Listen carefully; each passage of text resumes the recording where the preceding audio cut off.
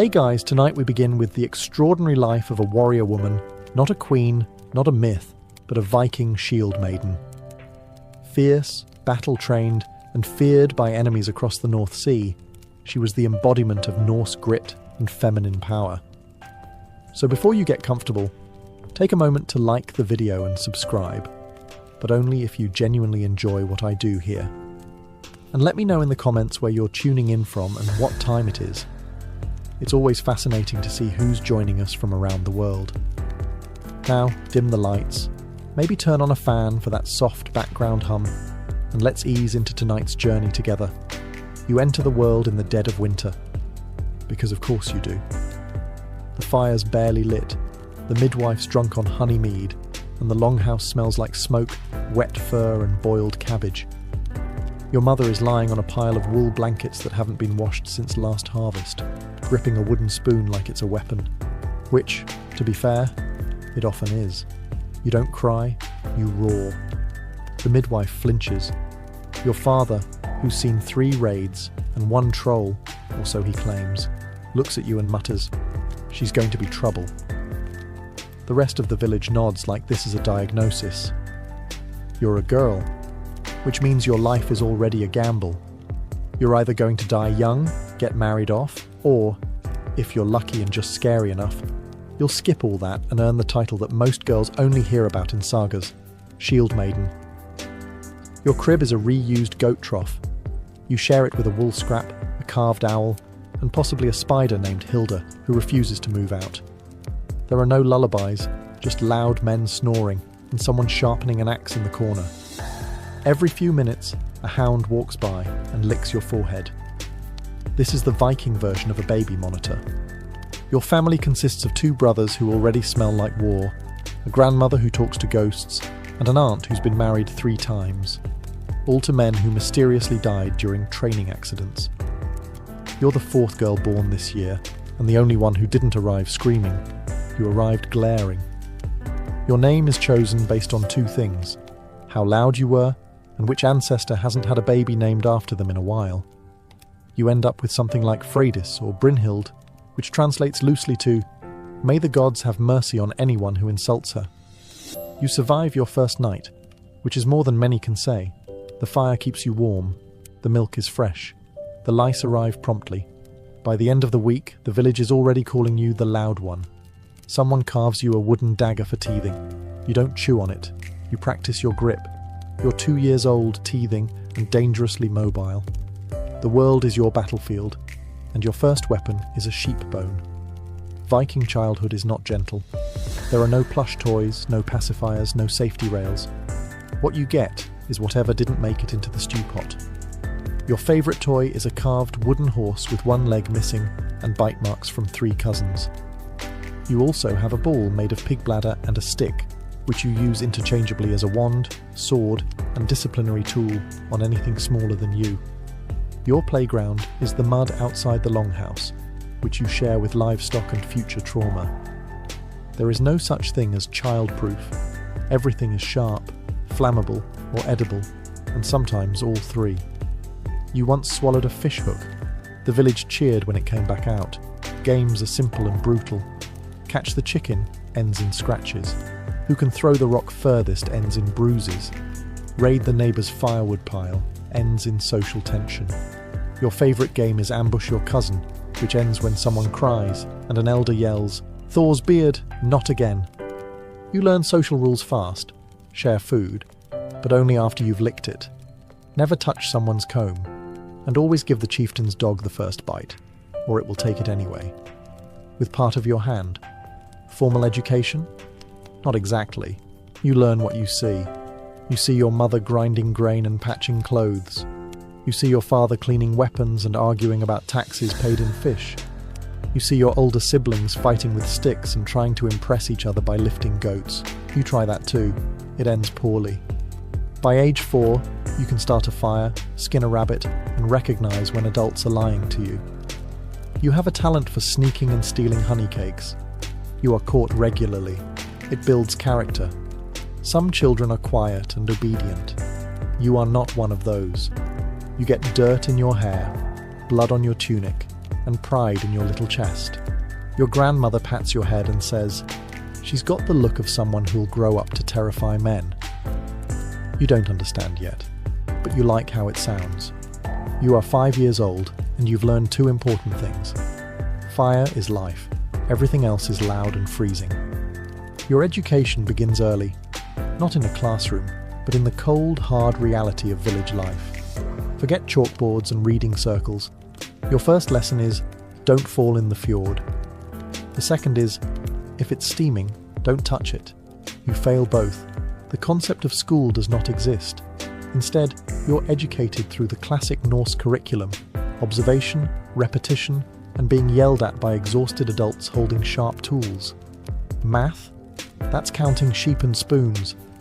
If you lose either, you get a hands-on lesson in consequences. Reading?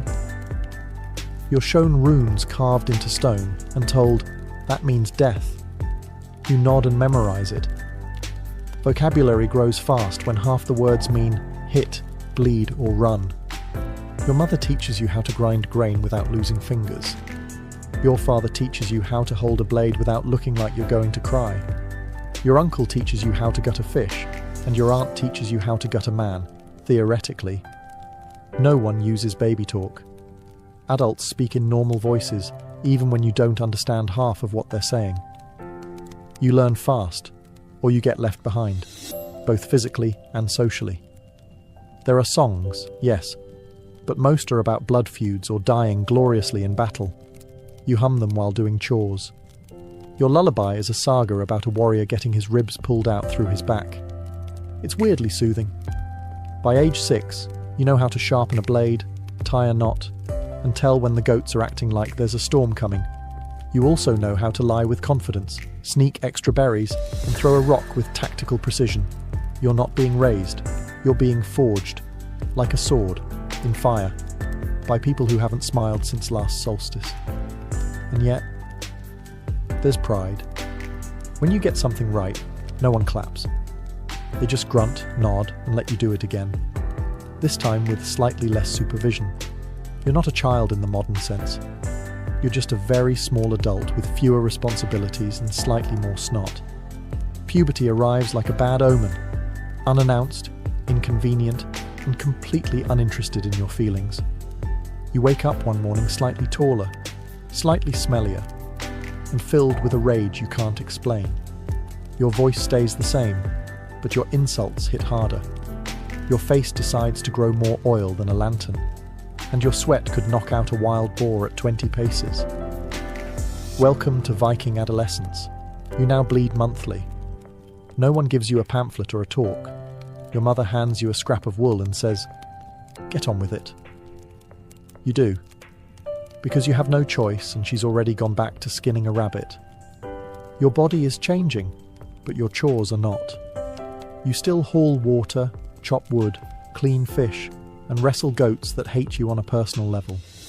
You're just doing it now with back pain and a mysterious desire to stab things. Everyone says this is normal.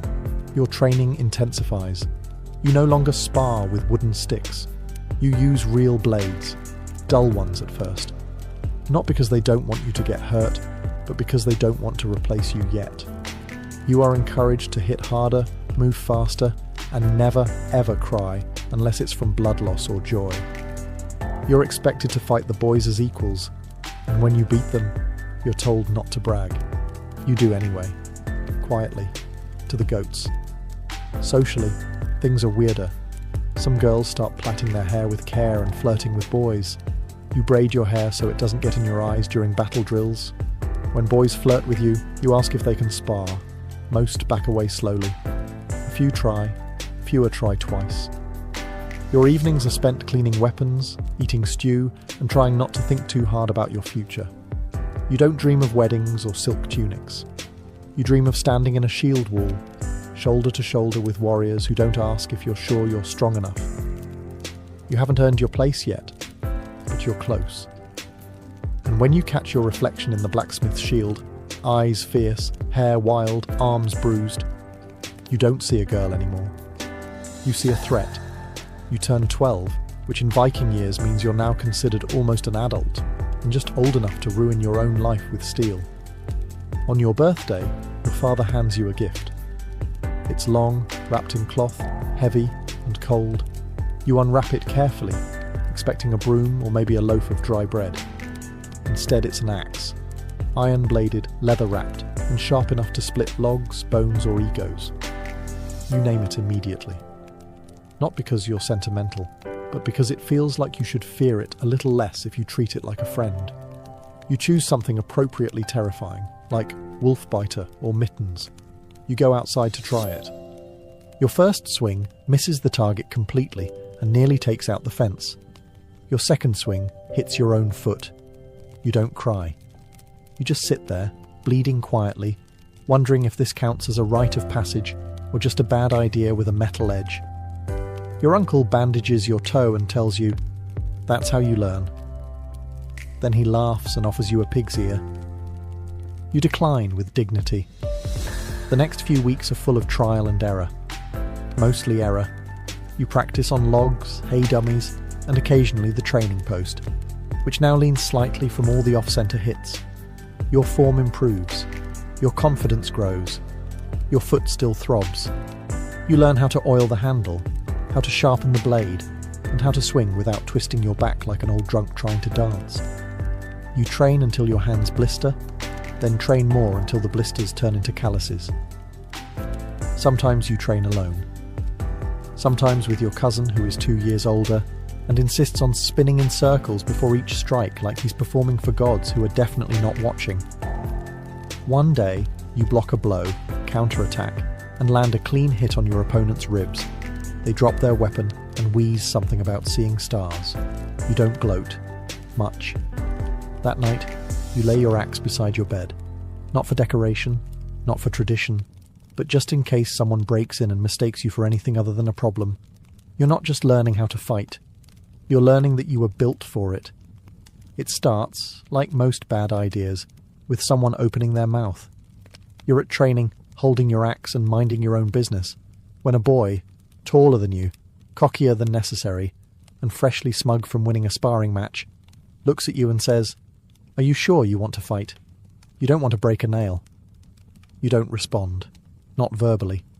Instead, you step into the ring, nod to the instructor and get ready. The boy smirks. He's already half-turned toward his cheering friends, one of whom whispers something that sounds like, "Go easy on her." You don't go easy on him. Your first hit is blocked. Your second grazes his shoulder. Your third lands square in the middle of his chest, knocking the wind out of him with a sound like a dying goose. He recovers quickly, swings wide, misses. You duck, sweep his legs, and take him down into the mud like you've been dreaming about this moment your entire life. He tries to rise. You plant your foot on his chest. Silence. The boys stop cheering. The instructor clears his throat. The goats watching from the edge of the field seem vaguely impressed. You step off, toss your braid back like a battle flag, and walk away without a word. The boy coughs, mutters something that might have been "good match," and limps off to tend to his bruised everything, especially his pride. Later, one of the elders pulls you aside. You brace for a scolding. Instead, they grunt and say, "Good footwork." Your mother gives you a nod. Your father just raises one eyebrow, then offers you a larger portion of dried fish at dinner. In Viking culture, this is considered a standing ovation. The boy doesn't look at you for a week. When he finally does, it's with the cautious respect one might give to a bear they've once accidentally poked with a stick. You learn something important that day. You don't have to raise your voice to be heard. You don't have to smile to be liked. And you definitely don't have to apologize when someone else's underestimation lands them in the mud. Victory smells like sweat, dirt, and slightly overcooked stew, and you'll never forget it. There's no ceremony, no glowing runes, no prophecy, no dramatic lightning bolts splitting the sky. Just a cracked shield, a busted lip, and an old warrior grunting, "She's ready." You've spent the last few years fighting, sweating, and earning every single bruise like a badge of honor. Your mornings begin with drills. Your nights end with soreness in muscles you didn't know existed. You can now identify injuries just by how they ache. Sprain, dull throb, bruise, sharp sting, ego? Still bruised from losing to your grandmother in a wrestling match last week. Your braid is longer now, not for style, but for practicality. You tie it back before battle so it doesn't get caught in your helmet or grabbed by someone with poor decision-making skills. Some girls weave in beads. You weave in bits of leather and teeth, not yours. Probably. Training has shifted. It's less about whether you can swing an axe and more about whether you can keep your head when someone's trying to take it off. You spar with men now. No one goes easy on you, and you don't expect them to. You've learned that hesitation costs you more than pain. It costs you respect. Your shield arm is stronger than your dominant one.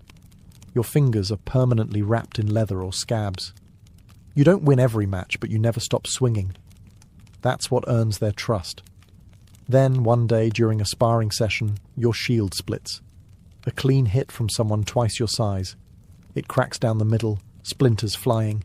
You toss it aside and keep going, barehanded, bloodied, and just angry enough to make it interesting. You lose the match, but no one forgets what you did. And that's the day the elders start using your name in a new tone. Not as a child to be corrected, but as a fighter to be counted on. No one says, "You're a shield maiden now." But they no longer glance sideways when you take your place in the shield wall. The braid, the blood, the bruises, all earned. You haven't just become a shield maiden. You've become someone others watch when things go wrong, to see what you'll do. You finally make it onto a longship, and within the first hour, you deeply regret every choice that brought you here. The deck is slick, the wind is rude, and the rowing bench is basically a wooden insult to your spine. You are packed elbow to elbow with other warriors who smell like old leather, dried sweat, and optimism that died 3 days ago. There is no personal space. You shift slightly, and your knee touches someone's axe. You shift again, and someone sneezes into your hair. A seagull screams overhead, as if mocking your life choices. Rowing is not glamorous. It's a full-body punishment disguised as transportation. Your hands blister by mid-morning. By noon, your blisters have blisters. Your palms feel like someone grated them with a cheese scraper. You are told this means you're doing it right. There is no relief, only rowing.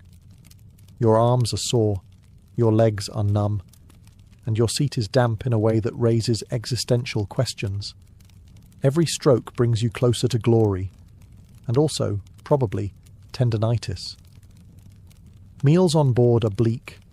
Dried fish that tastes like the inside of a helmet, hard bread you could use as a weapon, and water that's technically still water, if you're generous. You chew slowly and contemplate mutiny.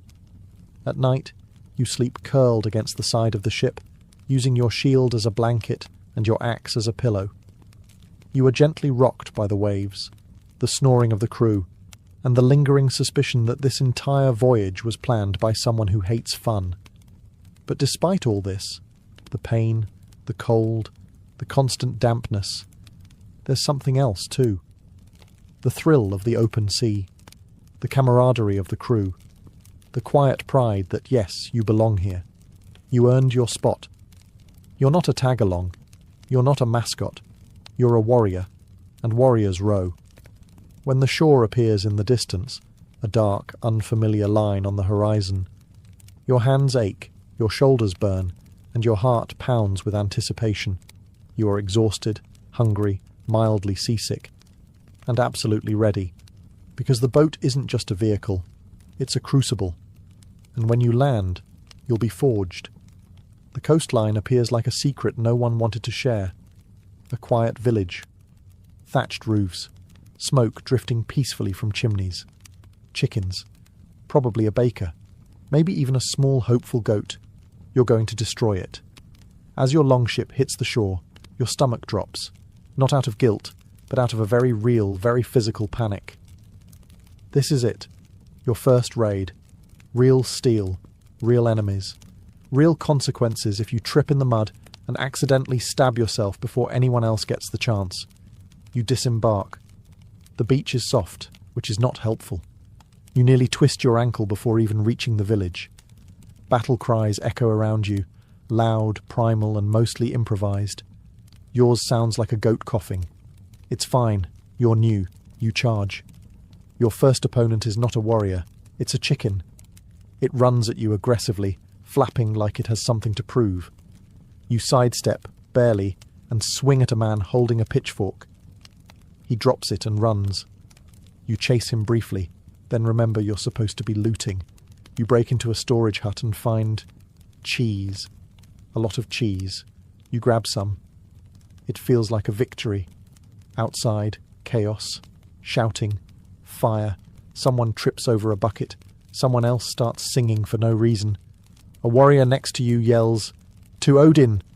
and falls into a well. You begin to understand why Viking raids are both feared and deeply confusing. Eventually, the resistance fades. The village is pacified, which is a nice way of saying burned and robbed. Your crew gathers what's useful: silver, tools, livestock, a very nice stool. You limp back to the boat with a bruised shin, a stolen spoon, and half a wheel of cheese. It's not what you imagined. No slow-motion glory, no epic speech, just adrenaline, noise, and the vague realization that you may have screamed for the entire 20 minutes. But you're alive. You stood your ground. You didn't drop your weapon. And even though your tunic smells like goat panic and your ears are still ringing, you feel it. The thing the older warriors talk about in low tones around the fire. That rush, that certainty, that power. You didn't just survive your first raid, you participated, and next time, you'll be better. The battle is over. The village is behind you, smoking, raided, and probably confused about what just happened. You're back on the longship, slumped over your oar, smelling like someone grilled anxiety over a fire made of damp regret.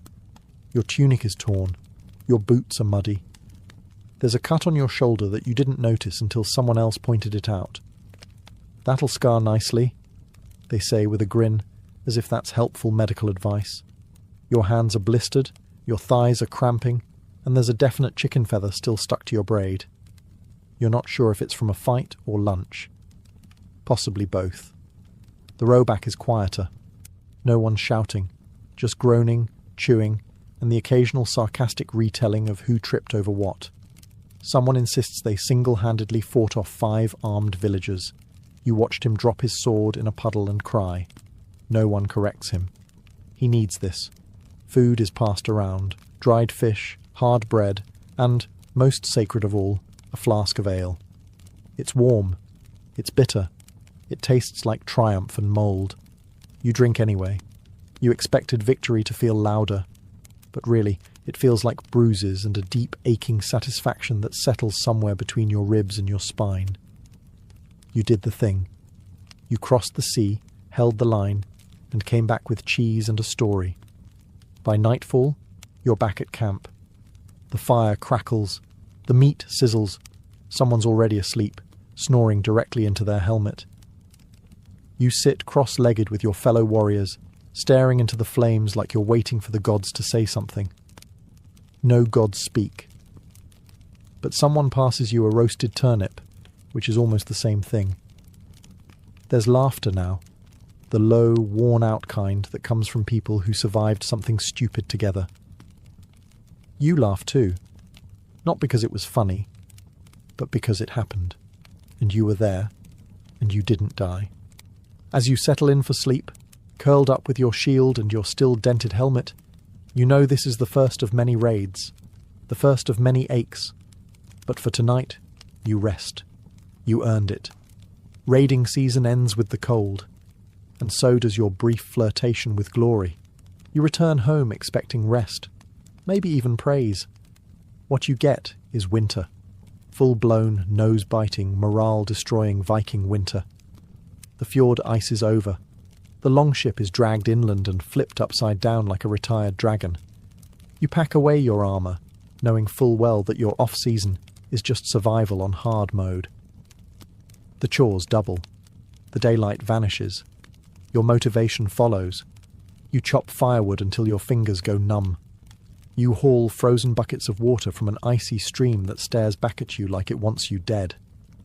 The goats, who hate you on a spiritual level, now rely on you for warmth and hay. You don't like them, but you respect their stubbornness.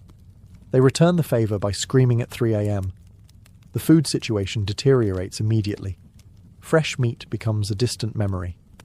You now live on smoked fish, dried fish, and fish pickled in something that might also be cleaning vinegar. For variety, there's turnip mash. It doesn't help. You eat in silence, bundled in every layer you own. You smell like wool, damp fur, and regret. Your hair hasn't been fully dry in weeks. Your toes feel like strangers. Your shield collects dust. You polish it anyway, mostly to remember what happiness looked like. Your family is around constantly. Too constantly. The longhouse is crowded, smoky, and filled with arguments about who keeps moving the firewood and why the stew smells like socks. You train outside in the snow just to get away, even if your fingers freeze to the sword hilt. And yet, something changes. You get stronger. You get colder, emotionally and physically. You start to appreciate silence. You stop noticing the smell of pickled everything. You endure. One morning, the snow begins to melt. You hear the first bird song in months, a shrill little thing that sounds like hope and a possible migraine. You walk to the fjord. The ice is cracking. Spring is coming. Raiding season will return. And when it does, you'll be ready. Angry, underfed, and itching for action. Winter tried. It didn't win. You survive winter. Just barely. Your reward? Marriage proposals. They begin innocently enough. A local farmer's son shows up with a bundle of dried fish and a hopeful grin. He tells you that you'd make a strong wife. You respond by asking how well he can swing an axe. He says he doesn't do weapons. You say you don't do men who can't hold a blade. He leaves. Quickly. The next one tries harder. He brings you a gift, a comb carved from antler. You accept it politely, then use it to scratch your hound behind the ears. He never returns. Soon, it becomes a trend. Young men arriving with tokens and nervous energy, hoping to tame the village's most eligible shield maiden. The problem is, you don't want taming. You want raiding, sparring, and maybe the occasional feast where no one talks about goats. Your aunt says you should consider settling down. You tell her you'll settle down when your axe rusts. She mutters something about dying alone. You counter with dying gloriously, which frankly sounds better. One particularly bold suitor challenges you to a duel. He says it's tradition. You agree.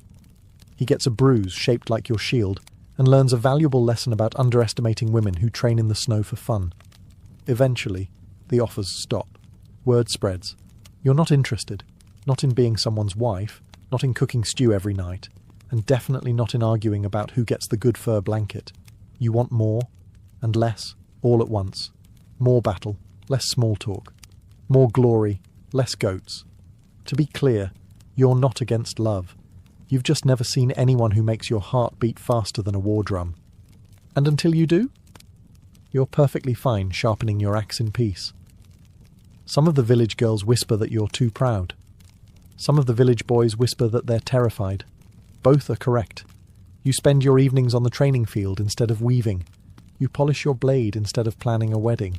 And you sleep with your axe beside you, not out of loneliness, but because it's the only companion that never talks back. You've fought before. Raids, skirmishes, petty clan feuds over goats and insults. But this is war. It starts before dawn with the kind of silence that feels like the earth holding its breath. The enemy is no distant village of scared farmers. These are warriors, armed, armoured, and already sharpening their blades with your name in mind. You don't get a stirring speech. Just your chieftain muttering, "Don't die stupid," and walking off to tie his boots. You nod. That sounds about right. You stand in the shield wall, shoulder to shoulder with people you fought beside and occasionally insulted around the cook fire. Your shield feels heavier today. So does your breathing. Someone nearby throws up. Someone else sings. And then it begins. The first clash is chaos. Shields slam. Swords scream. Someone dies. Probably more than one someone. You block, Swing, duck, stab, repeat. It's not strategy. It's survival at the speed of panic. Your shield cracks. You switch to your axe. Your axe breaks. You pick up a spear that's been dropped by a man who no longer needs it. You lose track of time. You forget what language you're shouting in. You only know your feet hurt and your arms don't stop moving. At some point, you fall. Not dramatically, just a stumble. You land in the mud next to a corpse that looks a lot like someone you knew. You can't hear anything but the thudding of your heart and the distant roar of battle. A shadow looms. You roll. A blade misses you by a hair. You grab a rock. You use it. It works. Somehow. When it's over, truly over, the field is quiet again. Except now it's not Earth holding its breath. It's the dead who won't breathe again. You sit there covered in blood that isn't entirely yours, trying to remember how to feel things like fear or pride or even hunger. A bird lands nearby and immediately regrets it. You survived. You shouldn't have. But you did. And when someone asks you how, you'll shrug and say, "Didn't have anything better to do." Which is true, but also not the whole story. After the battle, things change. You're still you. Same boots, same axe, same mysterious stew stain on your cloak that refuses to leave. But people look at you differently now. Not just like a fighter, like a story. Someone starts calling you the one who wouldn't die. Another calls you Goat Hammer, which is less flattering, but gains traction because of one unfortunate incident involving a fleeing enemy and a nearby goat. You don't bother correcting them. Let them talk. The truth is messier and less interesting. When you walk through the village now, people move. Not away, just aside. Like they're not sure if you're going to ask for help or issue a challenge. You nod politely. They nod back, very cautiously. Children whisper your name and dare each other to poke your shield while you're not looking. They never succeed. You once caught a boy mid-sneak and handed him your axe. He froze. You said nothing. He returned it and fled. You haven't seen him since. Smart kid. Warriors now ask for your opinion before a raid. Not just out of politeness, but because you've been there, done that, and came back with more scars than excuses. You're no longer that loud girl who hits hard. You're a veteran, a problem solver, a cautionary tale with a great arm swing. Strangers know your name, or at least something close to it. A visiting merchant bows too deeply and calls you Mistress of Blades. You correct him by spitting into a bucket and asking if he brought better cheese this time. He nods so quickly he almost faints. At night, around the fire, you hear your own story told back to you. Slightly wrong, heavily dramatized, and with new details involving thunder, a glowing raven, and a berserker kiss. You say nothing. It's funnier that way. You didn't ask for fame. You certainly didn't smile for it. But now that it's here, you carry it like your shield. Well worn, slightly dented, and always ready. You used to wonder if people would take you seriously. Now you wonder if they'll stop shaking long enough to actually speak. You're not the youngest anymore. There's a new crop of wide-eyed girls tying their braids too tight, gripping their axes too loose, and talking too loud about what they'll do in battle. You see yourself in them, but with less bruising and more optimism. They watch you closely, not like a hero, more like a storm that could start swinging at any moment. You've earned that. Your joints ache in the mornings. Your sword wrist pops when it's cold. You have a scar across your ribs that itches whenever it's about to snow. You don't heal as fast as you used to. And when you do, the pain lingers like an old drinking buddy who doesn't know when to leave. But you're not softer. You're just harder in the right places. You train less to prove something and more to stay sharp. You eat slower, sleep lighter. Speak only when there's something worth saying, which means half the Longhouse still hasn't heard your voice. When younger shield maidens ask how to win their first fight, you say don't die. When they ask how to make someone respect them, you say break their nose, then help them up. And when they ask when it stops being terrifying, you tell the truth. It doesn't. You just get better at pretending. You still raid, though not as often. Now when you do, people check to see if you're coming. If you are, they breathe easier. If you're not, they check their armour twice. Your axe is worn, the handle wrapped in new leather, the blade notched but still sharp. It's seen more than most warriors. It's outlived all your suitors. You've thought about hanging it up. But then someone says something stupid, or a threat appears on the horizon, and you remember. You're not done. You never wanted to be legendary. You just wanted to fight, to survive, to carve your place in a world that didn't think you should have one. And somehow, through blood, fire, and sheer refusal to quit, you did. You're not just a shield maiden, you're a warning. And the next time someone asks if you still fight, you'll smile, just a little, and say, only when it's necessary. And sometimes, just for fun. Long before hospitals and white coats, the Greeks believed the best way to get healed was to take a nap, inside a temple. This wasn't lazy medicine. It was called incubation, and it was sacred. If you were sick in ancient Greece, you didn't book a doctor. You packed your bags and made a pilgrimage to the sanctuary of Asclepius, the god of healing, often at Epidaurus, where marble colonnades met the scent of laurel and sacrifice. Upon arrival, you'd perform purification rituals, bathe in sacred water, offer a small sacrifice, often a rooster, and prepare for sleep in the abaton, a dark, quiet chamber where patients laid down on mats, sometimes with snakes slithering freely around them. Yes, snakes. They were sacred to Asclepius and symbolized renewal and rebirth. The idea was simple but mystical. Fall asleep in the presence of the god, and he would visit you in a dream. These divine dreams weren't just symbolic. They were prescriptions. You might see Asclepius touch your wounded leg, or hand you a healing herb. In the morning, you'd report your vision to a temple priest, who would interpret it like a spiritual pharmacist and advise you on what action to take. The process wasn't passive. The journey to the temple, the purification, the prayer, all of it primed the mind and body for healing. Some scholars argue it was a form of early psychosomatic therapy. Others call it theatrical placebo. But whatever it was, it often worked, or at least was believed to. Patients sometimes left cured, others left inspired, but almost all of them left with a story. And the temples proudly displayed these tales inscribed in stone. Testimonies of restored sight, healed limbs, and divine interventions. Not clinical trials, sure, but compelling testimonials written in marble. The ritual blurred the line between medicine and religion, dream and diagnosis. It was less about fighting symptoms, more about aligning with divine balance. Healing wasn't just about the body, it was a conversation with the cosmos.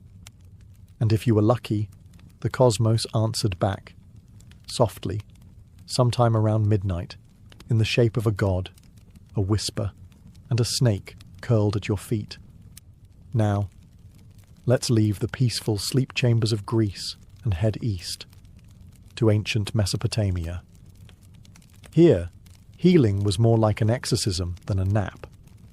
In the land between the Tigris and Euphrates, illness wasn't just biological, it was personal. Sickness was thought to be the work of malicious spirits, sent by angry gods, jealous neighbours, or vengeful ghosts. And the cure? Trap the demon in a bowl.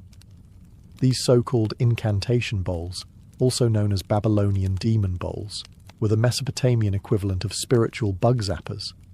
They were simple ceramic objects, placed upside down and buried beneath the thresholds of homes. But their purpose was anything but decorative. Each bowl was inscribed, spiralling inward in Aramaic or other local languages, with protective spells and divine names. The writing was dense, deliberate, and a little unhinged, invoking angels, saints, and cosmic powers to bind whatever malevolent force might be lurking. The demon wasn't just expected to leave the body.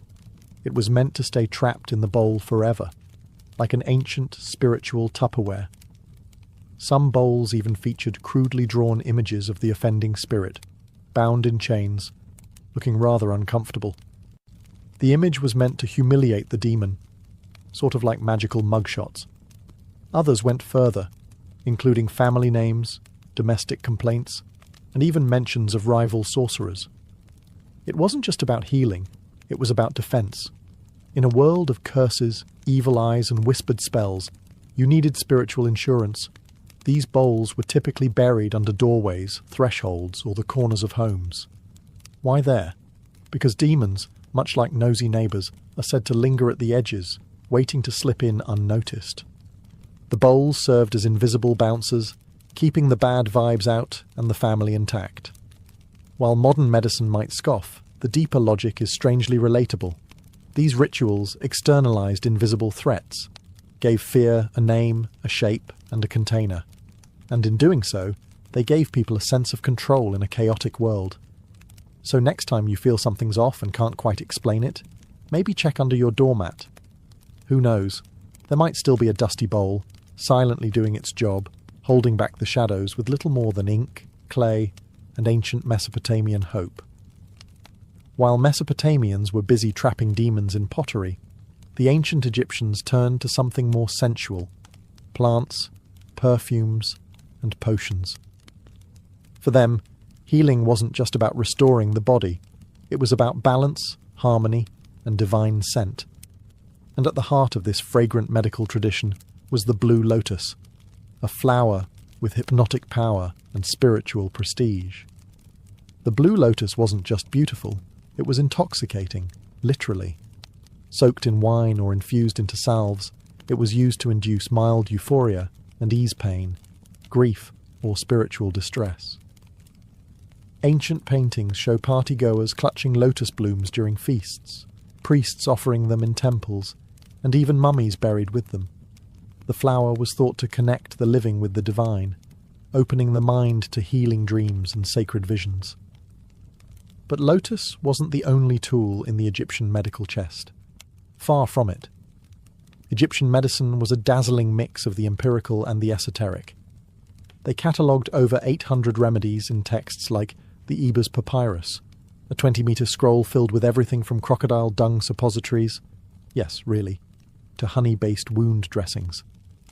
Some of these treatments were surprisingly effective, especially the ones involving garlic, frankincense, and myrrh, all known today for their antimicrobial properties.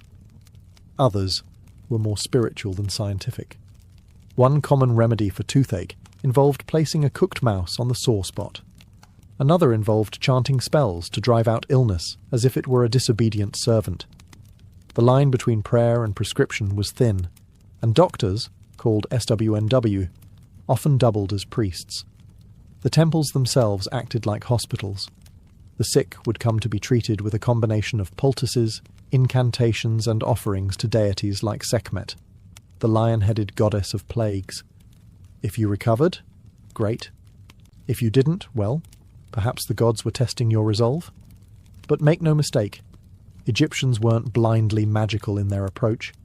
They performed surgical procedures, set bones, and drained abscesses.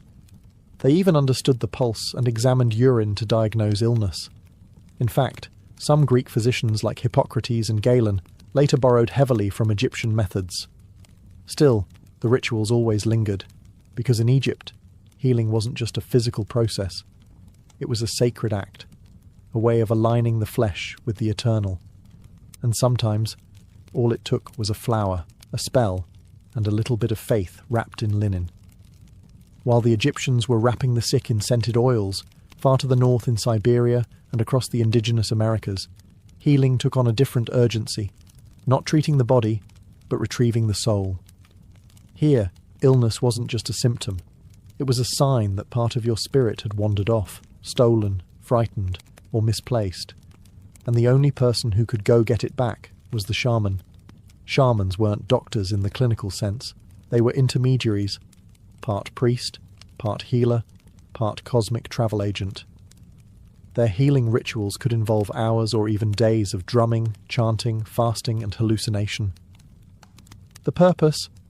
To enter an altered state of consciousness and journey into the spirit world, where they'd battle hostile entities, negotiate with ancestors, or bargain with nature spirits, all to recover the missing piece of a patient's soul. These weren't metaphorical journeys. For the shaman and the community, they were very real. Tools of the trade included drums, believed to be the heartbeat of the earth, animal masks or cloaks representing the spirit guides, and occasionally psychoactive plants to open the inner vision. One popular tool among Amazonian shamans was ayahuasca, a powerful brew that induces visions, purging, and what one might kindly call revelatory chaos. Soul loss could be caused by trauma, grief, or breaking taboos. Symptoms included chronic fatigue, depression, or bad luck, what today might be called psychosomatic or psychological distress. But instead of therapy sessions, a healing ceremony might involve calling your name into the forest, dancing around a fire, or listening to your healer chant the spirit back into your chest. In some traditions, the shaman would physically act out the struggle, shaking, miming a battle, or pulling invisible threads from the body to symbolically remove the sickness. In others, they'd blow sacred smoke over you, touch pressure points, or whisper prayers into the ear of a sleeping child. There was no sterile distance. Healing was communal, emotional, and mythic. It was about storytelling, memory, and restoring the invisible bonds between a person and the world around them. Because in these cultures, you don't just catch a cold, you catch a crack in your soul. And if you're lucky, someone brave enough will go into the dark to bring your spirit home. As shamans searched for missing souls in the spirit world, the ancient sages of India turned inward, mapping the rhythms of life into something more structured, more methodical, and just as mystical, Ayurveda, meaning knowledge of life. This healing system was less about fighting disease and more about maintaining harmony between body, mind, and universe. If your digestion was off, it wasn't just lunch. It was a cosmic imbalance. According to Ayurvedic theory, every person is made up of 3 doshas: Vata, air and space; Pitta, fire and water; and Kapha, earth and water. Your unique combination determined not just your health, but your temperament, personality, and favourite breakfast. A healer's job wasn't to eliminate symptoms, it was to bring your doshas back into balance using herbs, diet, massage, meditation, and if needed, a thorough oil bath. Yes, oil. Ayurvedic treatment loves oil. Warmed sesame or medicated ghee is drizzled onto the forehead in a practice called Shirodhara, meant to calm the nervous system and open the third eye. Other therapies involve full-body oil massages, detoxifying enemas, herbal smoking, and even induced vomiting, called vamana, which sounds brutal but was considered deeply purifying. But this wasn't just a set of folk cures. Ayurvedic texts like the Karaka Samhita, dating back to at least the 1st millennium BCE, outlined detailed anatomical theories, surgical techniques, and philosophical foundations. Ancient Ayurvedic practitioners were trained observers, diagnosing disease by examining the pulse, tongue, eyes, and even the patient's voice. Still, the spiritual aspect was never far behind. Health was considered a moral state as much as a physical one. Greed, anger, or excess desire could disrupt the doshas just as easily as spoiled yogurt. Meditation, chanting, breath control, pranayama. These weren't just spiritual practices. They were daily medicine. And then, of course, there were the herbs. Turmeric for inflammation, ashwagandha for vitality, neem for purification. Each plant wasn't just a remedy. It had personality, energy, and a story, often linked to gods, saints, or cosmic events. In short, Ayurveda didn't see illness as a random misfortune. It saw it as a message, a whisper from within that something had drifted off balance. The cure wasn't war on disease. It was realignment, harmony, a nudge back to the sacred rhythm of life. Preferably with warm oil. Lots of it. While India focused on balancing the doshas, ancient China developed its own intricate system built on a similar concept of harmony, the flow of energy, or qi, pronounced qi. In traditional Chinese medicine, TCM, illness wasn't just the presence of disease, it was the blockage or misdirection of life force. Think of qi as a kind of invisible river flowing through your body. When it stagnates, floods, or dries up, things go wrong. When it flows freely, health is restored. At the centre of this worldview were two guiding principles, yin and yang, the complementary forces of cold and hot, dark and light, passive and active. A good healer didn't just identify what was wrong. They asked, which element is overbearing? Which one is missing? Are you too much fire? Not enough water? Is your spleen holding a grudge? Practitioners examined your tongue, listened to your voice, and took your pulse. Not once, but at several spots, each corresponding to different organs.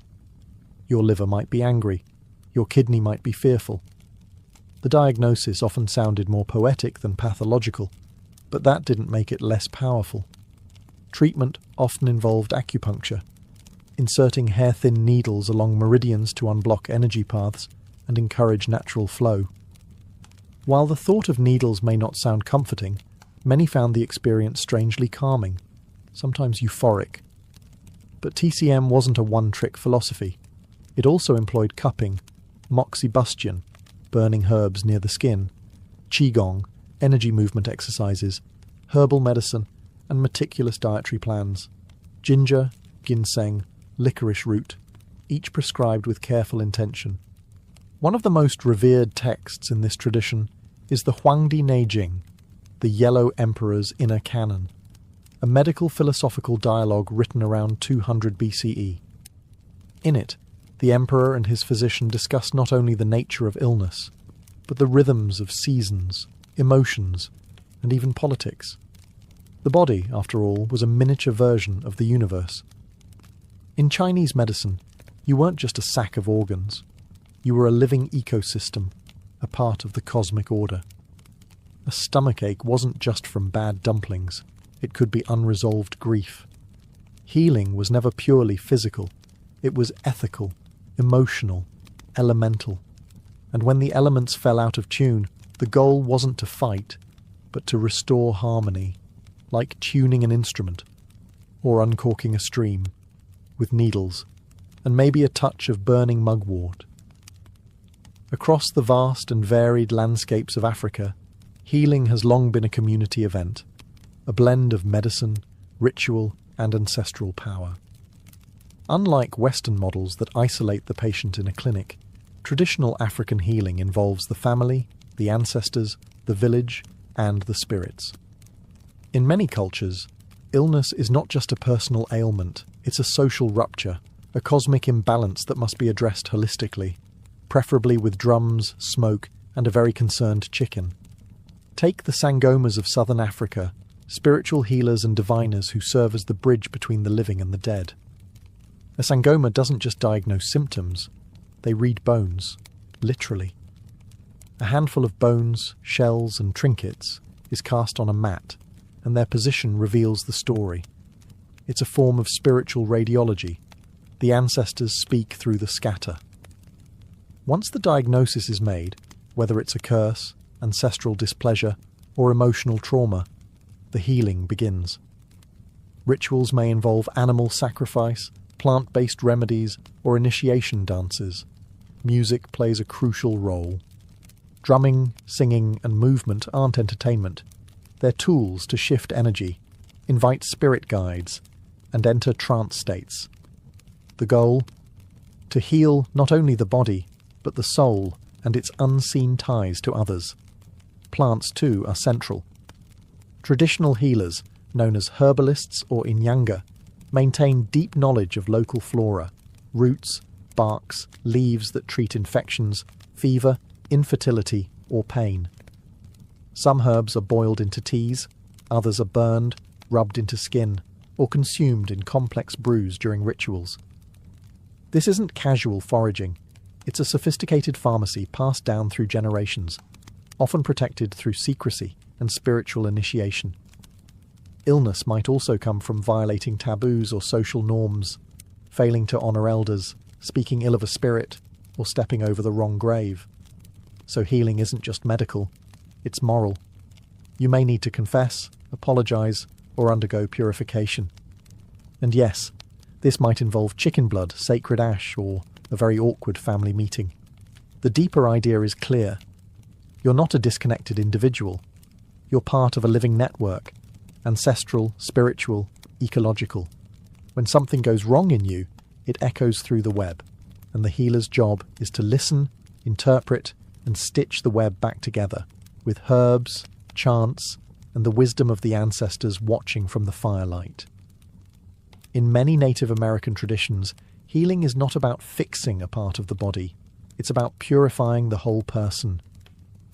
Illness, whether physical or emotional, is seen as the result of imbalance between the self, the community, the spirit world, and nature. And so, one of the most profound healing rituals across many indigenous nations is the sweat lodge, a ceremony of heat, prayer, and spiritual rebirth. The lodge itself is humble, a dome-shaped structure made of willow branches, draped in blankets or hides. Inside it is dark and intensely hot. Heated stones, known as grandfathers, are placed in a central pit, and water infused with sacred herbs is poured over them to create steam. The air becomes thick with heat and memory, and participants sit in a circle, often naked or minimally clothed, guided by a spiritual leader or roadman. This is no sauna. It is a womb. The lodge represents the earth's belly, a place of renewal where one can let go of toxins, pain, and emotional burdens. Songs are sung, prayers are spoken, sometimes in traditional languages nearly lost to time. The process usually happens in rounds, each more intense than the last, and each accompanied by a different theme: gratitude, forgiveness, letting go, or calling upon ancestors. The purpose isn't just to sweat out sickness. It's to listen, to yourself, to others, and to the spirits. In the darkness, stripped of distractions, people often report visions, emotional breakthroughs, or deep, unexpected peace. It's not always pleasant. The heat can be overwhelming, and the discomfort intense. But that's part of the medicine. Other healing rituals include smudging, burning sacred herbs like sage, sweetgrass, or cedar to cleanse a person or space, and healing songs, which are passed down orally and considered living medicine. Some nations employ sand painting, where colourful patterns made of crushed stone are used in healing ceremonies to realign spiritual forces. But at the heart of it all is connection. To the land, to the ancestors, to the elements. Healing isn't done in isolation. It's done in relation. Through ritual, the individual is brought back into harmony with the world. And whether it's through fire, steam, or song, the goal is always the same: to return to balance, to remember who you are, and to walk again with strength upon the sacred earth. After travelling from Greek dream temples to sweat lodges under the stars, one thing becomes clear. Ancient healing was never just about the body. It was a full spectrum experience: physical, emotional, spiritual, and social. While the tools varied, lotus salves, demon bowls, needles, drums, the intention was remarkably consistent: restore balance. In every corner of the ancient world, health was defined not as the absence of disease, but as the presence of harmony. Harmony between body and soul, between humans and nature, between this world and the unseen one, whether through the cosmic pulse of ki, the rhythm of drumming feet in the dust, or the soothing trance of temple incubation. Healing rituals worked because they gave meaning to suffering and agency to the sick. They also recognized something modern medicine often forgets. Humans are meaning-making creatures. We want to understand why we're in pain. We want to believe that there's something we can do about it. Ancient healing gave people both: an explanation, be it spirits, imbalance, or ancestral wrath, and a path forward, often as communal as it was curative. These rituals were powerful, even when they were medically ineffective. A Mesopotamian demon bowl might not have killed bacteria, but it might have calmed the mind. A shaman's soul retrieval may not have mended bones, but it could soothe trauma in ways language couldn't. Even where the science fell short, the storytelling, the symbolism, and the ceremony had genuine therapeutic value. And here's the twist. Many of these ancient insights are coming full circle. Modern medicine now embraces mind-body approaches, meditation, visualization, and even plant-based therapies. Psychedelic-assisted therapy echoes shamanic journeys. Hospitals incorporate music, aroma, and culturally sensitive rituals into care. It's almost as if, after centuries of scientific dominance, we're remembering something our ancestors knew instinctively. Healing isn't just about chemistry. It's about connection. So what do ancient healing rituals teach us? Not just about herbs and chants, but about ourselves. That we're not machines to be fixed, we're ecosystems to be nurtured. That a whispered prayer, a rhythmic drumbeat, or the scent of sacred smoke can sometimes reach places a scalpel cannot. Because deep down, healing isn't just a medical process. It's a human one. And the ancients, in all their mysticism and messiness, understood that better than most. Before there were crowns, amulets, or rings set with gemstones, there were shells. Tiny, perforated mollusk shells, strung together and worn not for beauty alone, but for meaning. Some of the oldest known jewellery in human history comes from places like Blombos Cave in South Africa, where archaeologists uncovered shell beads over 75,000 years old. These weren't just random decorations. They had been deliberately pierced, smoothed, and arranged. In other words, they were designed. So why would early Homo sapiens spend precious time threading together shells, teeth, bones, and stones when survival was already a full-time job? The answer seems to lie in communication. These ornaments weren't just aesthetic. They were a language. A necklace might signal your role in the group, your family lineage, or your readiness to mate. Jewellery was a wearable story, one that spoke without words. And while today we think of jewellery as luxury, the earliest forms were sourced directly from nature's scraps: bird talons, animal teeth, pieces of amber, and carved bone. Nothing was wasted. Everything held potential meaning. A predator's tooth worn around the neck didn't just look cool. It said, "I survived this." It was protection, bravado, and spirituality wrapped into one primitive pendant.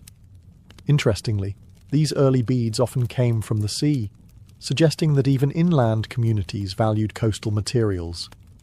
This implies a level of trade and exchange, possibly among early tribes. Jewellery, even then, was portable culture, a way to carry identity and relationships across landscapes. But there's also a spiritual layer.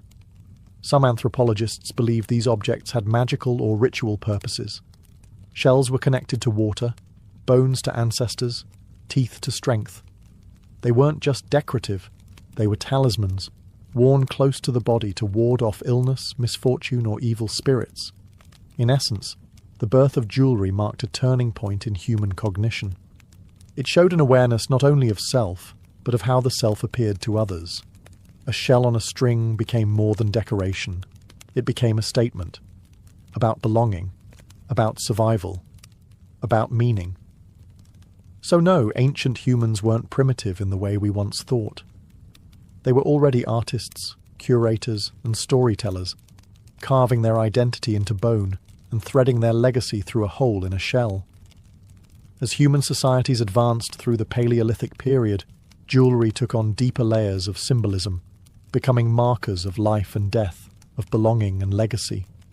During the Ice Age, adornments weren't just worn, they were buried, sometimes with great ceremony. The earliest graves, like those found in Sungir, Russia, dating back over 30,000 years, tell us that even then, jewellery had profound significance. One such grave held a child, perhaps no older than 10, laid to rest in a tunic adorned with over 4,000 ivory beads, each one painstakingly carved from mammoth tusk, each one taking hours to make. The entire process likely took thousands of hours, all for a child. What does that tell us? That jewellery had transcended ornamentation. It had become a sacred rite, a farewell, and maybe even a promise to the next world. These Ice Age pieces weren't made in haste. They featured symmetry, repetition, and rhythm, showing a surprisingly developed aesthetic sense. Pendants shaped like animals, patterned beadwork and bracelets carved from reindeer antler suggest both technical skill and spiritual symbolism. Jewellery was no longer improvised from scraps. It was a dedicated craft, and the materials told stories of place and identity. Baltic amber has been found far from its point of origin, suggesting long-distance trade networks. Jet, a black fossilized wood, was prized for its deep luster and was used in mourning jewellery even millennia later. In some cultures, red ochre, a pigment resembling blood, was used to dye beads or burial garments, perhaps as a symbolic link to life force or rebirth. Jewellery during this period likely signalled social status too. Who you were, where you belonged, how much labour your group was willing to invest in your decoration. These all mattered. A person buried with elaborate adornment was being honoured, elevated. Perhaps they were a leader, a shaman, or simply deeply loved. And of course, there's the possibility that some jewellery served as love tokens, clan symbols, or coming-of-age markers. But without written records, these remain educated guesses, stitched together from excavation sites and careful analysis. Still, what remains is striking. Even amid ice, danger, and survival struggles, humans took the time to create and wear beauty. Jewellery, even then, was a quiet rebellion against the cold indifference of nature, a declaration that life and identity mattered. As humanity moved into the Neolithic and Bronze Age, jewellery evolved from tribal expression into tools of power and protection. Amulets, pendants, and charms were no longer just aesthetic. They were infused with intention, magic, and the divine. These small objects bridged the gap between the human and the supernatural, offering protection from curses, disease, and bad luck. Or so people believed. In ancient Egypt, the use of jewellery as amulet reached new levels of complexity. Scarabs, ankhs, and the Eye of Horus weren't just pretty shapes. They were spiritual armour. The scarab, representing rebirth and transformation, was often buried with the dead to ensure safe passage into the afterlife. Children wore fish-shaped amulets to ward off drowning. Pharaohs were buried with gold jewellery shaped like cobras and falcons, invoking gods to guard them even in death. Materials mattered. Gold wasn't just precious, it was considered imperishable, associated with the flesh of the gods. Lapis lazuli, with its deep celestial blue, was thought to grant vision into the divine. Turquoise, carnelian, and faience each had symbolic value. Jewellery became a way of coding cosmic ideas into wearable personal items. In Mesopotamia, similar beliefs thrived. Cylinder seals carved with protective deities were worn on the body or around the neck. Beads carved with sacred symbols were believed to repel disease and demonic influence. Even kings were often shown wearing heavy jewellery, bracelets, collars, earrings, not just for wealth display, but for spiritual defence. The ancient Greeks, too, adopted amulets for protection. Soldiers carried engraved gemstones featuring gods or mythological beasts into battle, believing they'd grant strength or shield them from harm. One popular figure was Gorgonean, the head of Medusa, worn to petrify evil itself. These amulets weren't just for the elite. Common people wore them too, sometimes in base metals or clay rather than gold. But the intention was the same. Whether around the neck, wrist, or sewn into clothing, jewellery became a daily interface with the divine. It served as medicine, shield, and whispered prayer. At its core, ancient jewellery had become a tool of survival, not in the physical sense, but spiritually and socially. It allowed humans to carry the gods with them, to turn fear into something wearable, and to face the uncertainty of life with beauty and a little borrowed power from the universe. As civilizations grew more stratified, jewellery evolved from sacred object into a visible marker of hierarchy. No longer just protective or symbolic, it now screamed, "I have power, I have wealth, and you don't. From Mesopotamian queens to Chinese emperors, jewellery became political, its gleam a reflection of divine favour and elite identity.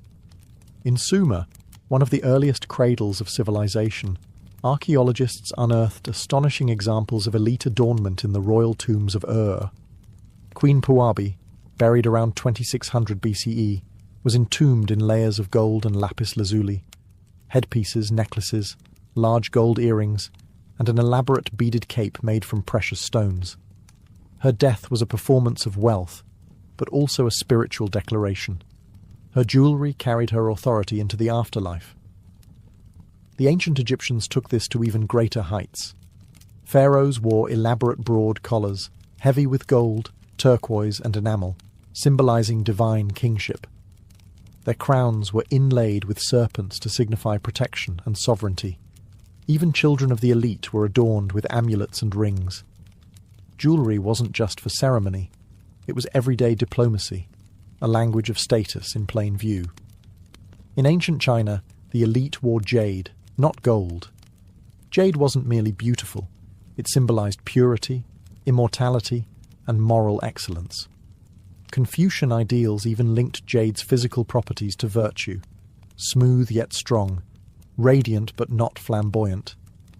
Emperors were buried with jade burial suits sewn together with gold thread, believing it would preserve the body and elevate the soul. Across the Mediterranean, the Mycenaeans and later the Greeks and Romans continued this trend. Gold wreaths shaped like laurel leaves were worn during public rituals and funerals, echoing both wealth and cultural refinement. Roman senators flaunted signet rings, each engraved with their family crest, acting as both a security key and a status badge. And let's not forget the role of jewellery in court politics. A lavish necklace could be a gift of favour, or a trap, drawing someone into dangerous alliances. Jewellery was used to secure marriages, to signal allegiances, and to curry favour with gods and kings alike. In short, by the time writing appeared, jewellery wasn't just decoration or magic, it was infrastructure. It carried the weight of law, religion, dynasty, and class. It was the silent language of command, worn around the throat, draped across the chest, or flashed with a subtle lift of the hand. Behind every shimmering crown and engraved ring stood someone with dirt under their nails and fire in their forge, the ancient jeweller. As societies became more complex, so did the techniques of adornment. Jewellery was no longer just strung beads or hammered metal. It became art, engineering, and alchemy, often centuries ahead of its time. In Bronze Age civilizations, artisans began mastering the use of metalsmithing tools, techniques like granulation, fusing tiny gold spheres to surfaces, and filigree, delicate wirework, required precise control of heat, materials, and geometry. The Minoans of Crete, for example, created jewellery that looked almost modern. Bees made of gold with tiny suspended drops of honey, lions mid-roar, goddesses with wings outstretched. These weren't just trinkets, they were mythologies in miniature. Egyptian goldsmiths took it even further. Using blowpipes to control fire and open moulds for casting, they produced elaborate collars and amulets that still stun the modern eye. One of the finest discoveries from Tutankhamun's tomb was a scarab pectoral containing Libyan desert glass, a material formed by ancient meteorite impact. Jewellery, here, wasn't just decoration, it was cosmic. Meanwhile, in the Indus Valley and Mesopotamia, craftsmen were setting stones into gold, developing primitive drills with string and bow mechanisms, and perfecting intaglio carving on seal stones. These engraved pieces weren't only beautiful, they served as identification, signatures, and, in some cases, magic charms. Perhaps most remarkable was the use of lost wax casting, an innovation that allowed for complex, hollow metal forms. First appearing in Mesopotamia and Egypt, this technique involved sculpting a model in wax, coating it with clay, then heating it until the wax melted away, leaving a mould for molten metal. The result? Rings, earrings, and pendants that were both lightweight and ornate. By the time of the Etruscans and Greeks, jewellery had become a full-fledged industry. specialised workshops employed engravers, metalworkers, polishers, and gem cutters. Designs were replicated with moulds, and innovations like hinges, clasps, and even mechanical lockets appeared. These innovations weren't just about luxury, they told stories of technology, trade, and talent. The rise of the jeweller meant that human identity could now be engineered as much as expressed. Jewellery became both a craft and a code, a silent testimony to the hands that shaped it and the societies that wore it with pride.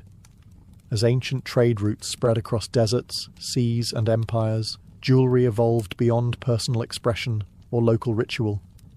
It became currency, diplomacy, and a global commodity.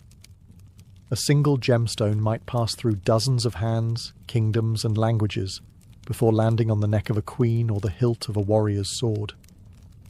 Take lapis lazuli, a deep blue stone more prized than gold in the ancient world. Its only known source in antiquity was the Badakhshan mines of modern-day Afghanistan, yet it turned up in Mesopotamian temples, Egyptian tombs, and even in Mycenaean Greece. That means ancient merchants were moving this stone across thousands of miles, through mountain passes, along riverways, and over brutal terrain. All for beauty, yes, but also for what that beauty meant: access, status, and connection. Trade transformed jewellery from a local product to a cross-cultural symbol. The Phoenicians, for instance, acted as intermediaries, sailing from the Levant to North Africa and southern Europe, spreading both their own elegant glass beads and foreign goods. In their wake, Egyptian lotus designs appeared in Iberia, while Assyrian motifs crept into Mediterranean workshops. The Silk Road carried pearls from the Persian Gulf, rubies from India, and jade from China, sometimes making it all the way to Rome. These weren't just materials, they were messages. A Chinese jade hairpin in a Central Asian grave suggested political alliance. A Persian turquoise ring in a Greek market spoke of empires colliding and cultures blending. Jewellery was also used as tribute and bribery. Emperors exchanged it to seal treaties. Rulers paid in it to appease invading armies. Gold bracelets, gemstone-inlaid belts, and pearl-studded diadems acted as political chess pieces. Even among commoners, jewellery took on economic weight. In many ancient societies, jewellery functioned as portable wealth, especially for women. A bride's dowry might include coin bracelets or rings, serving both as adornment and emergency savings. If needed, she could sell a necklace to survive famine, fund a journey, or pay a debt. In essence, ancient jewellery was the world's first global brand, recognisable across borders, adaptable to local tastes, yet carrying the same timeless message. This is precious, and I am connected to the forces that made it so. From caravans to caravels it travelled with us, part ornament, part passport, part promise. While jewellery often marked status and divinity, it eventually took on one of its most enduring roles, the symbol of love, commitment, and memory. Long before diamond engagement rings became the norm, humans used beads, rings, and bangles to mark relationships, both romantic and sacred. In ancient Egypt, rings were exchanged not just as decorative gifts, but as contracts of union. Circular in shape, with no beginning or end, the ring represented eternity. Couples would exchange rings made of woven reeds, ivory, or gold, often placed on the third finger of the left hand, a tradition based on the belief that this finger held a vein that led directly to the heart, later called the vena amoris. In ancient Rome, betrothal rings called annulus pronibus were made of iron, symbolizing strength and permanence. Some were engraved with portraits of the couple or clasped hands, a motif known as fed, which would persist into medieval Europe and beyond. These rings were more than tokens of affection. They were legally binding, often tied to dowries, inheritances, and the legitimacy of offspring. Other cultures marked romantic bonds through bracelets, necklaces, or amulets worn in pairs. In some tribal societies, lovers exchanged matching talismans made from bone, tooth, or carved wood. items believed to remain spiritually linked no matter how far apart the wearers travelled. Jewellery also played a major role in wedding ceremonies. In India, the tradition of adorning the bride with intricate gold jewellery, including nose rings, anklets, bangles and hairpieces, was both aesthetic and spiritual. Each item carried symbolism: prosperity, protection, fertility. The Mangal Sutra, a black beaded necklace tied by the groom during the wedding, became a symbol of marital status, akin to a Western wedding ring. Across cultures, love jewellery also carried hidden messages. In Renaissance Europe, posy rings were engraved with romantic verses or secret phrases. Some were inscribed inside the band, visible only to the couple. Others held compartments with miniature portraits, locks of hair, or perfumes. Jewellery, in this sense, became an archive of emotion, a compact relic of memory, intention, and bond. It was the tangible form of something invisible: trust, devotion, connection. Worn close to the skin, kissed in moments of longing, passed from generation to generation, it whispered, "You are not forgotten. We are still linked." And long before vows were written down, they were etched in metal and worn with pride. Throughout ancient history, jewellery didn't just decorate the body, it connected it to the divine.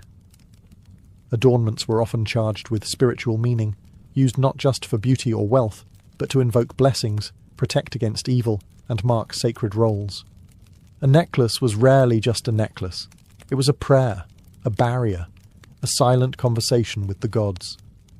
In ancient Mesopotamia, priests and priestesses wore elaborately designed pectorals and headpieces during rituals.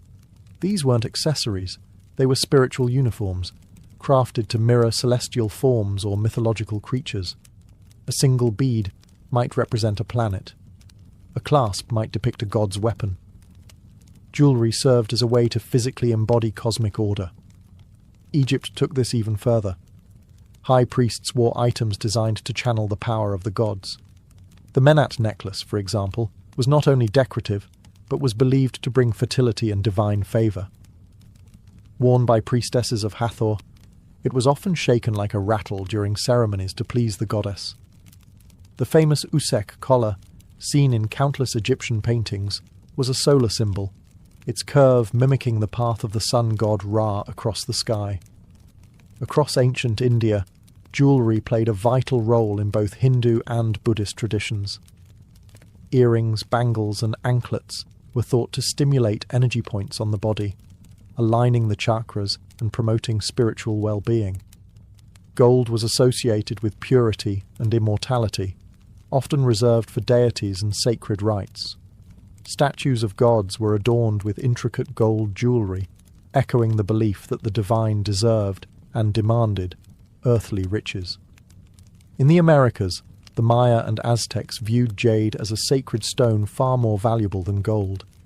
It symbolized life force, breath, and divine energy. Priests wore jade pendants shaped like deities, and rulers were buried with jade in their mouths to carry their soul into the afterlife. Even in early Christianity, amulets and medallions inscribed with crosses or saints' images were worn to ward off plague, demons, or temptation. Jewellery, here, wasn't just pious, it was protective.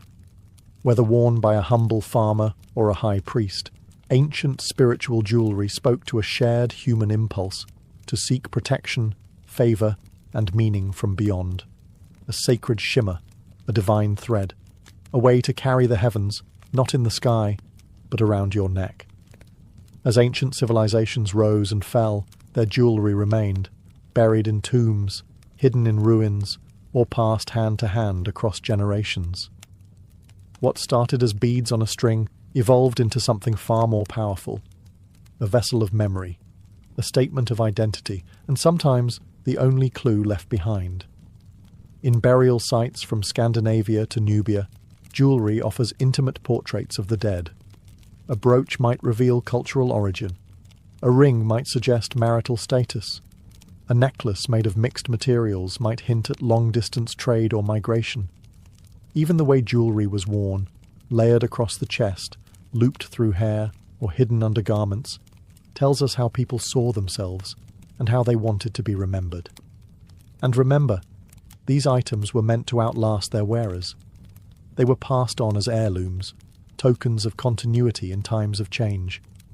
A mother's pendant might be worn by her daughter on a wedding day. A warrior's ring might be buried with his son. Jewellery became a bridge between past and present, often more durable than stories, more personal than monuments. In times of exile or crisis, jewellery was also a means of preserving identity. During the fall of cities or forced migrations, people took only what they could carry, and jewellery was both portable wealth and emotional ballast. A simple bangle might hold more meaning than an entire home left behind. The materials themselves aged gracefully. Gold doesn't rust, gems don't rot. So jewellery, unlike textiles or food offerings, could survive millennia. And in doing so, it preserved human fingerprints, not just physically, but metaphorically. You can almost feel the pride, the love, the ritual, and the pain in every scratch, clasp, and missing stone. Even today, we echo these ancient instincts. We inherit wedding rings. We wear necklaces with initials. We place lockets near our hearts. We keep jewellery in boxes, not for their market value, but for the people they remind us of. So as we look back at the origins of ancient jewellery, we're not just studying fashion or metallurgy, we're studying human longing. The longing to be seen, to be protected, to belong, and ultimately, to be remembered, wrapped in gold, strung in shell, cast in bronze. The story of jewellery is the story of us, durable, personal, eternal. Beneath the peaceful wheat fields and sleepy roads of northern France lies something no one expects, a massive underground city carved directly into soft chalk. Just outside the village of Naours, near the Somme River, sits one of the most unusual archaeological mysteries in Europe, a sprawling subterranean labyrinth made up of over 300 rooms, stretching more than 3 kilometres in length. Descend just 33 metres, and you're no longer in rural Picardy. You're in a ghost city carved into stone. It's easy to miss. On the surface, there's only a small entrance on a wooded slope. But step inside, and the cool air greets you like a secret. The passages widen. They twist. They open into hidden chambers, stables, kitchens, even a chapel. Some rooms are connected with long, low-ceilinged corridors. Others are isolated dead ends, perhaps meant for storage, or something more secretive. It feels less like a cave and more like someone turned the underworld into a village. What's most unsettling isn't just the scale, it's the silence of its origins. No definitive record tells us why or when the Naours complex was first built. Estimates suggest that construction began sometime in the Middle Ages, possibly between the 9th and 13th centuries. But was it meant as a refuge, a monastic retreat, or something else entirely? The walls don't say. One popular theory is that local monks or villagers began digging the tunnels as a way to escape Viking raids or later invasions during the 100 Years' War. It would have made perfect sense. The chalk is soft and easy to excavate, and the network is cleverly ventilated, meaning fires could be lit without suffocating occupants. It was also virtually invisible from above, making it the perfect hideout. Over time, the city beneath Naours evolved. Wells were dug. Smoke chimneys were hidden inside tree trunks above ground. Horses were even stabled in the depths, far from enemy sight. And yet, despite its engineering genius, the site vanished from collective memory, until it was rediscovered by a priest and amateur archaeologist in the 19th century. And that's just the beginning. Because what started as a potential medieval refuge would later become a sanctuary, a curiosity, and a canvas for soldiers in one of the bloodiest wars in history. But down here, surrounded by carved walls and uncertain purpose, one thing is clear. Naours wasn't built in fear. It was built to endure. Walking through Naours is like stepping into the blueprint of an invisible civilization.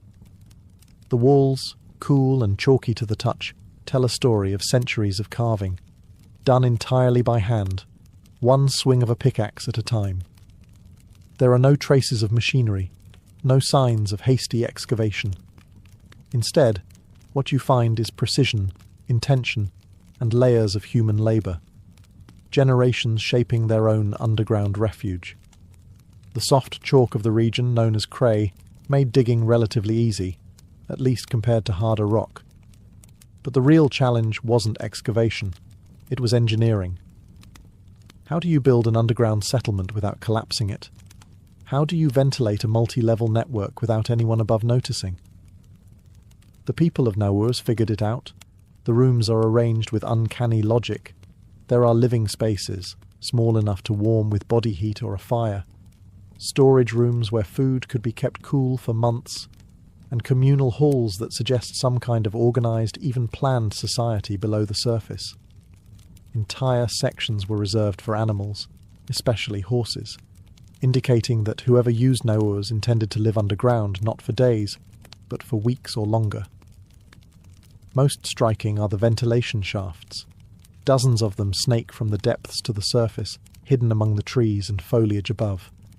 Some were disguised with plants or debris to avoid detection by outsiders.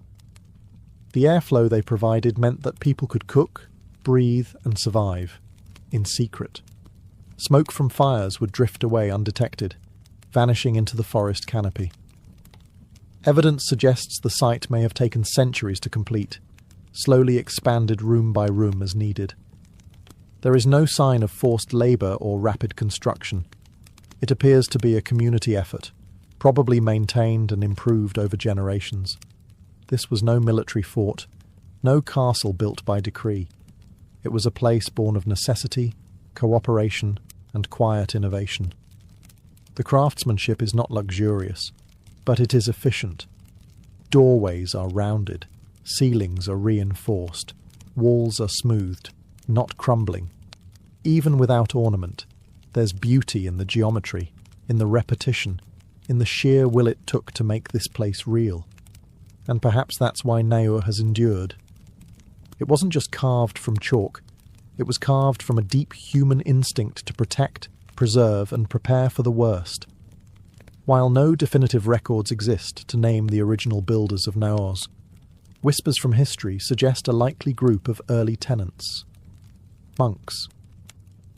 During the Middle Ages, northern France was no stranger to invasion, first from Vikings, then during later conflicts like the 100 Years' War. Monastic communities often stood on the front lines of instability, and many chose to carve sanctuaries beneath their chapels. Naurs, with its isolated location and sprawling subterranean space, fits that pattern almost perfectly.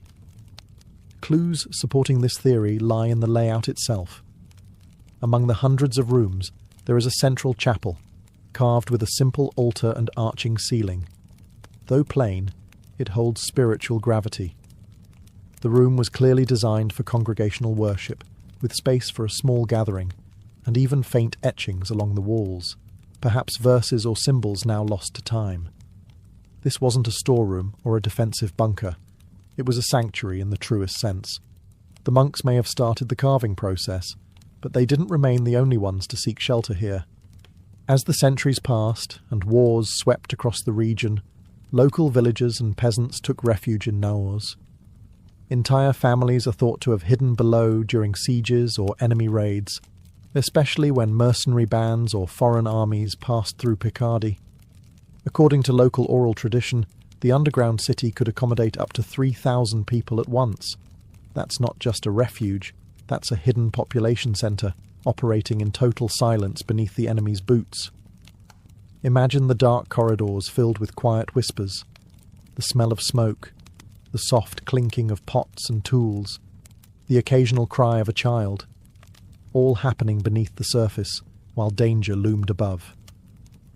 And yet, despite the fear that likely brought people underground, Naurs offered more than safety. It offered dignity. People weren't crammed into caves like animals. They had rooms, passageways, space to breathe, pray, and wait. There were rules, organisation, and probably a hierarchy. Who got which room? Who watched the shafts? Who rationed food? The answers are lost, but the design suggests social structure, not chaos. In many ways, Naurs wasn't just a hiding place, it was a parallel society. Quiet, shadowed, and utterly self-reliant. Built not out of luxury, but out of necessity. And in doing so, it kept communities alive, without anyone above even knowing they were there. For centuries, the underground city of Naurs quietly served its purpose, sheltering monks, villagers, and perhaps entire generations from wars and raids. And then, just as mysteriously as it had been carved, it vanished from memory. By the 18th century, few in the surrounding region even knew it existed. The entrance had been overgrown, the stories faded, the city below swallowed not by earth, but by time. How does a city disappear? Slowly, bit by bit. As peace returned to northern France, the need for subterranean refuge declined. People returned to farms and fields. Families grew more permanent roots above ground. Oral histories thinned with each generation, and eventually, no one remembered to tell the next child that beneath their feet lay an entire civilization of chalk. There's no record of its use during the Napoleonic Wars, no mention during France's Revolution. The 19th century passed with barely a whisper of the tunnels. It became local myth, a story for children, a cautionary tale about hidden rooms and ghostly monks. Until one day in the 1880s, curiosity brought it back to light. A Catholic priest named Father Ernest Danicourt had an amateur interest in archaeology. He had heard the whispers. A shepherd boy spoke of a hollow sound beneath his feet. The locals thought he was mad, but Danicourt persisted. He began clearing away debris and brush at a strange depression in the land, and what he found shocked even the skeptics. Down in the dark, with only lanterns and rope, he uncovered rooms, hundreds of them, each more elaborate than the last. He was the first person in perhaps 150 years to walk those halls. He cleaned them, mapped them, and began cataloguing the site. In time, he opened it to the public as a curiosity. Visitors arrived to see the city beneath the earth, wondering how something so massive could be hidden in plain sight. And yet, even Danicourt never fully understood its origins. The medieval timelines were speculative. The purpose of some rooms remained unclear. Why were some passages sealed? Who had carved the deeper, more narrow tunnels? The more he uncovered, the more questions rose from the chalky walls. Naurs had returned, but only as a puzzle. A hauntingly empty stage, with no actors left. A city remembered not through documents, but through silence, shadows, and rooms that had patiently waited for someone to come back. Just a few decades after Father Danicourt rediscovered Naurs, the peaceful fields of Picardy were torn apart by a new kind of horror, the First World War. Trench warfare turned northern France into a blood-soaked labyrinth of mud, barbed wire, and artillery craters. And while the war raged above, something extraordinary happened below. Naurs became a secret sanctuary once again. French, British, Australian, and even Canadian soldiers passed through the region as part of the Somme offensive, one of the deadliest campaigns of the entire war. Many of them found themselves near the village of Naurs, and some were taken underground, perhaps for shelter, perhaps for curiosity, perhaps for a brief moment of quiet away from the thunder above. But they didn't just visit, they left their mark. On the soft chalk walls of Naurs are more than 2,000 inscriptions, carved carefully by soldiers. Names, ranks, regiments, dates, even hometowns. It became a kind of underground guest book, a human time capsule etched in stone. Some signatures are elaborate, complete with military insignia. Others are heartbreakingly simple. Tom, 1916. J. Carter, 14th Battalion. It wasn't vandalism. It was memory, written by men who knew they might never return home. Many of these soldiers were Australian, from the Australian Imperial Force. Their graffiti is among the most numerous. Historians believe soldiers were brought to Naurs for brief rest periods or as part of local reconnaissance. The site may have reminded them of home, of cave systems like the Jenolan Caves in New South Wales. Or maybe it was just the sheer wonder of stepping out of trench hell into an ancient city of stone. Some carved dates just days before the Battle of the Somme began in July 1916. Many of those names never made it back to Australia or England or Canada, but their writing did. Their presence still lingers in the dim corridors, not ghosts, but echoes. In recent years, researchers have used these inscriptions to trace family histories and even reconnect descendants to soldiers lost in the war. Naurs, once a forgotten refuge, became a living memorial, not through monuments or parades, but through handwriting, scratched into stone by men facing the abyss. Down here, amid the silence, their words still whisper, "I was here. I mattered. Don't forget me." What makes Naurs so haunting isn't just its vastness or mystery, it's the graffiti. Thousands of inscriptions carved into the chalk walls, not by medieval monks or refugees, but by soldiers of World War I, young men trapped in a war that had erased any sense of normalcy. These weren't random scrawls or mindless doodles. They were deliberate, careful, and intensely human. A name carved into stone becomes a voice refusing to vanish. Over 2,000 such inscriptions have been catalogued so far, most of them bearing names, ranks, battalion numbers and dates. Some are precise: Penrach Kelly, 3rd Battalion, AIF, March 1916. Others are more cryptic, just initials, a year, maybe a single word like home or peace. The chalk walls became a canvas for memory, each letter scratched out with the same discipline they applied to their rifles. Many soldiers carved their names in clusters, groupings of men from the same battalion, often side by side. In one section of the tunnels, Australian soldiers from the 1st and 2nd Divisions carved entire walls, turning them into unofficial regimental memorials. It wasn't about ego, it was about being remembered. In the chaos of war, there was something grounding about leaving behind a mark, an act of quiet defiance against the oblivion of death. Some went further. They carved their hometowns, Sydney, Perth, Manchester. They scratched crosses, kangaroos or military insignia into the walls. A few even etched short messages. "Goodbye France," one soldier wrote. Another simply carved, "Still alive." And then there are the dates, many of them in 1916, just weeks or even days before the Battle of the Somme, where tens of thousands would be killed within hours. The eerie proximity of these peaceful carvings to the slaughter above makes Naur feel like a moment of suspended time, a breath before the storm. Today, these inscriptions have become the focus of military historians and genealogists.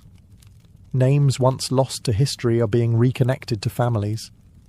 Some descendants now walk the same tunnels, tracing the same letters with their fingers, knowing that their grandfather or great-uncle stood here, laughed here, maybe wept here, before climbing back into the noise of war. Naur is no longer just an archaeological site. It's a living document, carved not in paper, but in stone. A place where voices from the past still linger, refusing to be forgotten. After the Great War, Naur fell silent once more. The soldiers were gone, many of them forever, and the underground city returned to its quiet, chalky gloom. The names they carved faded under layers of dust, soot, and moisture. The once active tunnels became a curiosity again, visited occasionally, but mostly forgotten by history. Peace, it seems, also has a way of burying things. In the decades that followed, the underground complex saw sporadic attention. It was reopened to the public during the interwar period and again after World War II. Tourism brochures in the 1950s and 60s advertised Naurs as a quaint medieval oddity, La Cité Souterraine, but few truly understood what they were walking through. Most visitors wandered through the dim corridors without realizing that they were brushing past the names of thousands of soldiers, etched silently into the walls behind them. Worse still, the site began to suffer from neglect and casual damage. Lighting installations scorched the delicate chalk. Graffiti and modern markings were added, sometimes right next to century-old inscriptions. Dust, mould, and vibration from tourism slowly eroded parts of the structure. And all the while, the true historical significance of what lay within remained buried under souvenir shop interpretations and surface-level storytelling. The inscriptions were there, hiding in plain sight, but no one was really looking. It wasn't until 2014, almost a full century after World War I, that Naur would reclaim its voice. A team led by Gilles Prilot, a French archaeologist, stumbled upon the extent of the soldier graffiti while conducting a routine survey of the site.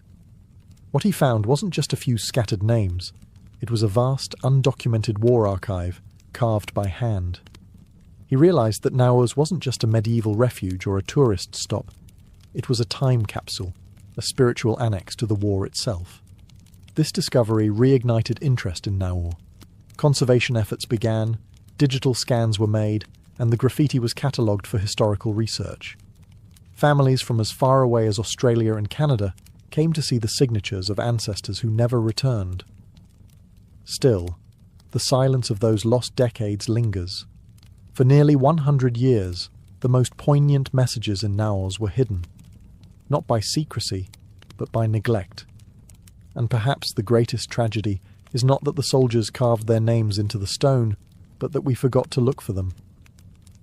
The 2014 rediscovery of Naur's wartime graffiti changed everything. What had been marketed as a quirky underground attraction was suddenly recognised for what it truly was: a sacred record of lives interrupted, carved into the earth by men preparing to die. Overnight, Naurs was transformed from a tourist stop to a site of international historical significance. Leading the rediscovery was archaeologist Gilles Prilot, whose work began as a simple preservation study. But as he and his team ventured deeper into the tunnels, they realised they weren't just cataloguing medieval architecture.